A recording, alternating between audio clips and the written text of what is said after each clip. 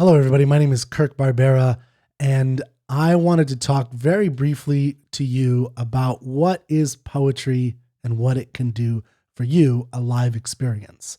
So I will be doing in Austin, Texas, at a place called Bennu Coffee Highland. I will be doing, let me show you this. So this is a meetup we're putting on.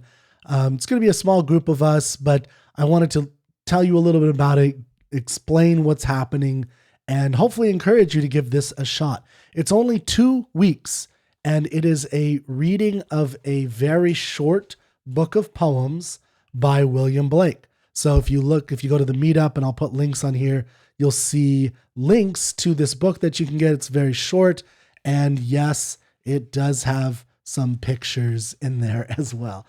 And this is actually from a 1794 version that William Blake himself not only created, but he hand drew and hand colored or hand engraved these paintings. That's these images that he sent to people. And the purpose of the 2-week discussion, so it's just a discussion group. You read this ahead of time, and it's very short. The language is simple. I'm going to read you one poem in just a minute just to give you an example. You don't have to know anything about poetry. You don't have to have any experience. And if you do have experience, I think you'll still get a lot out of this. But the purpose of this is just to give you an example of what a great poet can do. And I hope this will encourage you to explore other poetry in the future. And it's not about agreeing with him or disagreeing with him. It's about understanding what he's trying to say. And then you can, agree and disagree if you want to. But the value, I think, of what art can do is it can give you material to shape and understand and explore your own soul, your own character, your own thoughts in a way that you can't do, I think, in any other form, only with art. And there's various arts, there's paintings, there's, music, there's literature and in various forms, poetry, drama, movies even, and novels, short stories, and so on. So this is, I think, poetry kind of at its best in the sense not of necessarily it's, there's nothing better than this, but it's short poems, it's concise, it carries a message, it's clear, and it resonates. It has has a clear meter, a clear rhyme, and it's a clear form that informs what it's trying to convey to you.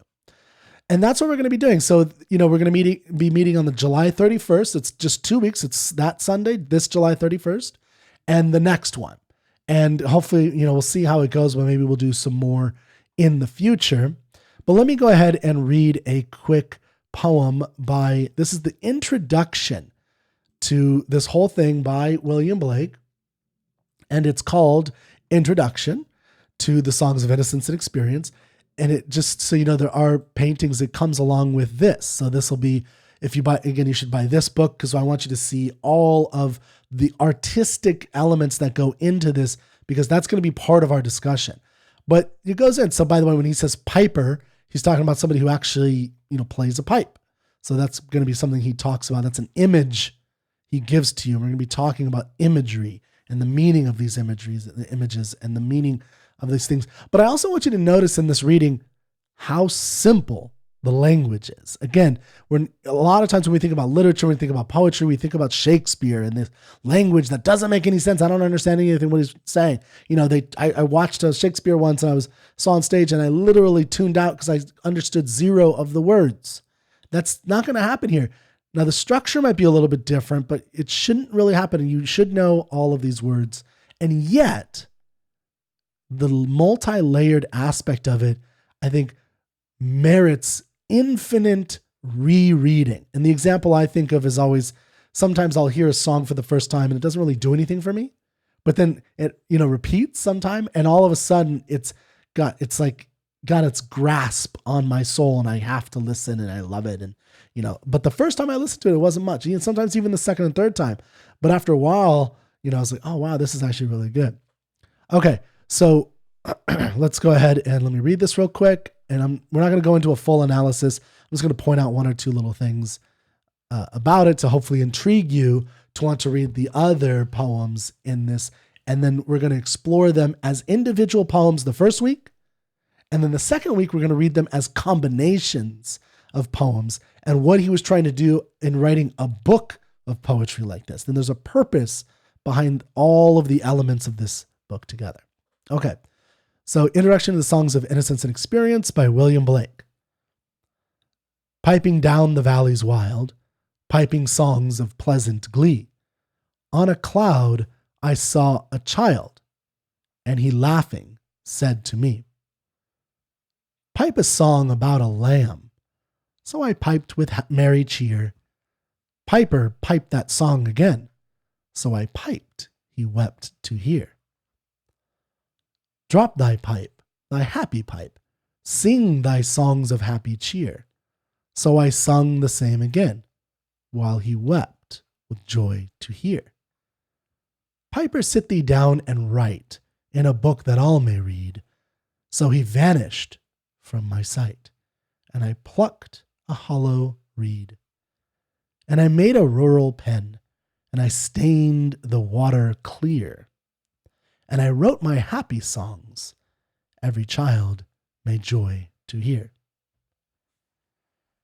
Now, as we explore, if you join us on this, quick journey, a 2-week journey of discussions of this book, this short book of poems, is we're going to explore some of the meaning underlying some of this. What's going on with this imagery, right? We have a piper who's going down the valley, right? We have this guy here.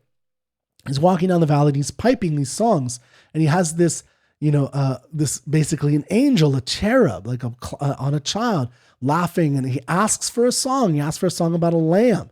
Pipe a song about sing a song about a lamb. And the piper does this. Piper piped that song again, and yet the infant weeps. So we're going to be, as we express, we're going to express what we're going to, look at. Why does the baby in this, or the child in this, what does the child represent? And I think you need to read the whole book to really get this, but these are some intriguing things that are occurring right at the introduction. What does the child represent? What does the song that the piper is singing represent? Why does the song make the child, the angelic child, disappear or weep, I should say? And then the child says, drop thy pipe, thy happy pipe, sing thy song. So just sing. So what does the pipe mean? What does the singing mean? So I sung the same again while he wept with joy to hear. So he's still weeping. And then something interesting, even more interesting happens. So it's almost like there's a progression. I wonder if there's an ages he's going through. We could talk about that, right?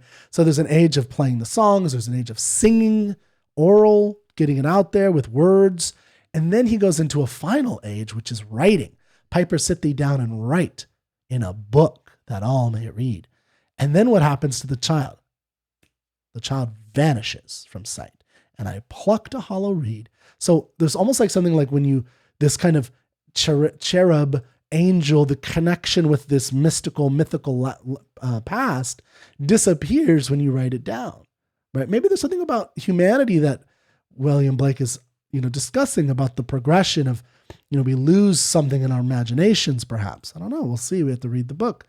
So he vanished from my sight, and I plucked a hollow reed like a pen, and I made a rural pen, and I stained the water clear. Now, I'm not going to really go into this too much, but what do you think it means to stain the water clear? And think in the context of writing and what writing is. And when you're writing down, like you're observing something and you write it down, but you stain the water clear, right? Think about what that might mean. And I wrote my happy songs, every child made joy to hear. And yet it does bring joy to children. Okay, so, that was an introduction. I hope you will check this out. I hope you will come join us, have some fun. The coffee shop's a great coffee shop, recommended to me by a friend. I really like this coffee shop. Great coffee. They also have some food and stuff like that. So come hang out a little bit beforehand, come hang out afterward as well. And if you have any questions, you can email me at kirkbarbera@gmail.com. That's KirkBarbera@gmail.com. And I hope to see you there. And if not, hit me up and maybe we could try some other of these in the future.